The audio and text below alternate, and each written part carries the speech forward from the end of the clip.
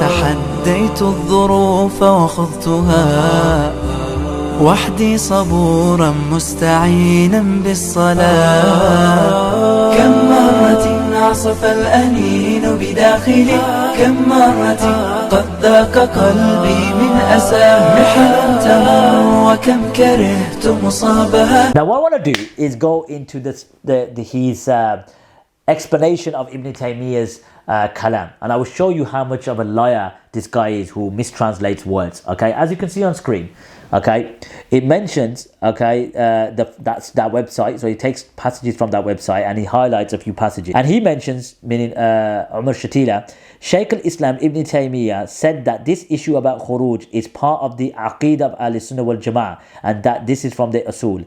Almost all of the scholars of the Salaf would mention this principle of not rebelling when talking about the aqeedah of Ahl-Sunnah wal Jama'ah. Okay, now, first and foremost, Omar Chatila, okay, Ibn Taymiyyah doesn't say that khuruj is part of Ahl-Sunnah wal Jama'ah. Okay, you put that in there. Ibn Taymiyyah actually says, and they proceeded to mention this in their books of creed. They mentioned this in their books of creed and commanding patience, okay, against the oppression of the Imam and leaving off fighting them. Now he stopped there. Okay, so let's deal with this one first. So first and foremost, Omar Chatila, Ibn Taymiyyah doesn't say it's part of Aqidah. He said they proceeded to mention this in their books of creed. Okay, mention this. Okay, doesn't say it's part of Aqidah. And to prove this, I'm going to quote the book. And I'm going to show you the little passage that you missed out as well, conveniently as well. So you knew what you were doing, weren't you, my friend? You knew what you were doing. So let's present the book, okay? As you can see on screen, we've got the book, okay? Minhaj as-Sunnah Nabawiyah. And we'll quote the passage, okay? This is volume 4, page 529. And when the matter was settled, and Ahl-Sunnah, left off fighting in the fitna, due to the hadith which is authentically proven from the Prophet Muhammad sallallahu alaihi wasallam, and they proceeded to mention this in their books of creed. It doesn't say it was part of creed. Okay, he said they proceeded to mention this in their books of creed and commanding patience against the oppression and leaving off fighting them. Now you notice that's where Omar Chatila stopped. Okay, he stopped right there. Now as the arrow is over the next passage, Ibn Taymiyyah says what? Look at this. He says, وَإِن كَانَ قَدْ قَاتِلْ فِي الْفِتْنَةِ خَلْقَ كَثِيرٍ مِنْ أَهْلِ الْعِلْمِ وَالدِّينِ. Even though those who participated in the fitna were a huge number of people from the people of knowledge and religion. Okay. So now I ask, you say this is a matter of creed. Okay, this is now where I want to get to. Okay, you say this is a matter of creed. So if this was a matter of creed as you like to claim, and Ibn Taymiyyah, which you left out conveniently because you didn't do no research, you just went to a website, okay? And the website stopped there as well.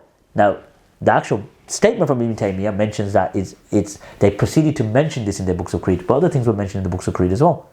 Like wiping over leather socks, praying in trousers, eating modestly, etc. Shaykh al-Islam Ibn Taymiyyah said that this issue about khuruj is part of the Aqeedah of Ahl-Sunnah wal Jama'ah, and that this is from the usul. Don't worry, we're going to get to the other quote as well. I've got the book ready for you there as well. So now I ask, this is the question I wanted to get to.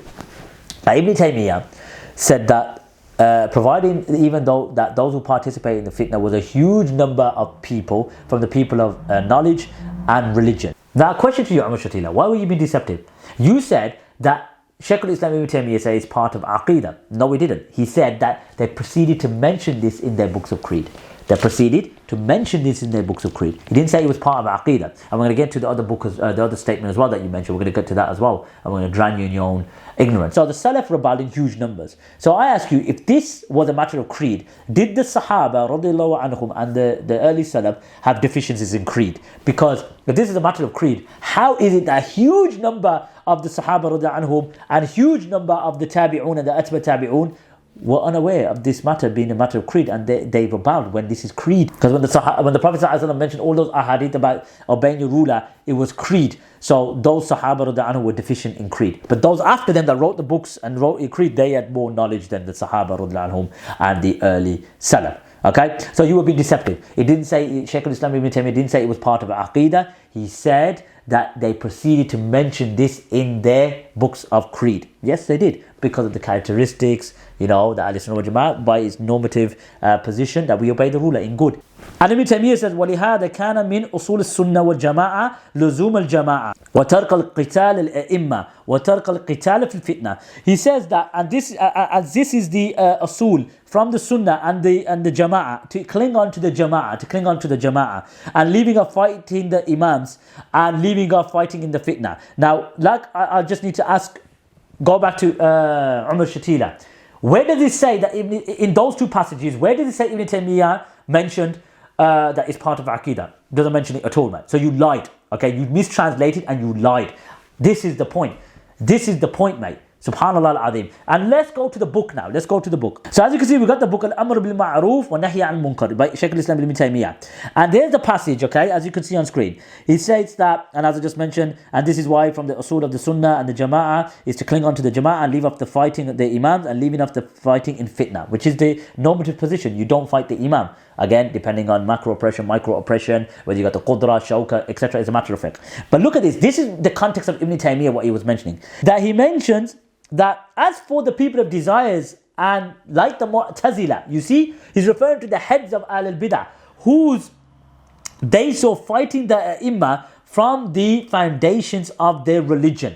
Okay, the Mu'tazila, according to their foundations, because they were misguided and they were people of innovation and desires, their foundation of their bid'ah was that they rebel against the rulers. Our foundation isn't that you rebel against the rulers. Our foundation, meaning in terms of the default position, is that you don't rebel against the rulers. Okay, you have patience with it. So when you try to bring these statements, you're not applying it correctly. You're not applying it in accordance to how it should be. And this is the disingenuous nature of you people. You take these abstract statements and you take these, statements from the Salaf and the Imams like Ibn Taymiyyah, and you misapply it, heavily misapply it. And we've been dealing with this issue for over or nearly 2 years. كم مرة عصف الأنين بداخلي كم مرة قد ذاق قلبي من أساه محن تمر وكم كرهت مصابها لكن رأيت الخير يسكب في أنا كم مرة قد ضقت من عظم البلاء بشر وشيطان يحاصرني أبا كم مرة قد أظلم الدرب ضحى وتحدر الدمع وضاقت بي رؤى كم مرة عصف الأنين بداخلي كم مرة قد ذاق قلبي من أساه محن تمر وكم كرهت